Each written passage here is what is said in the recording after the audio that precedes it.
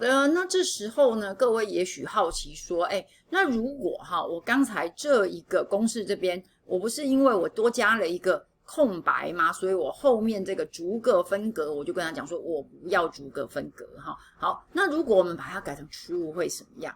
把它改成 true 的话呢，概念上面就是变成什么？就是变成逗点要分一次，空格再分一次。空格，这里是不是也有空格，对不对？这里也有空格，这边逗点也有空格，然后这里也有空格哈，这些全部都会变成分割的标准哈。好，所以呢，出来会变成怎么样嘞？那我们就来看看，如果我现在用 true 说呢，我要逐个分隔，逗点算一个，空格算一个哈。好，那我们呢现在就来给它 enter， 喂，有没有哈？你看到就会变这样哦哈。OK， 好，就会变成呢，反正只要有遇到逗点。或者是有遇到空格的地方，我们都来分一下吧，对不对？好，那这个可能就不是你要的哈。OK， 所以呢才会说刚才这里呢，我们呢必须要把逗点跟后面的空格看作一个标准来看哈，这个才是我们要的，所以我就打 false， 有没有哈？好，那这样它就回来了，好，然后接下来我就可以来复制这一个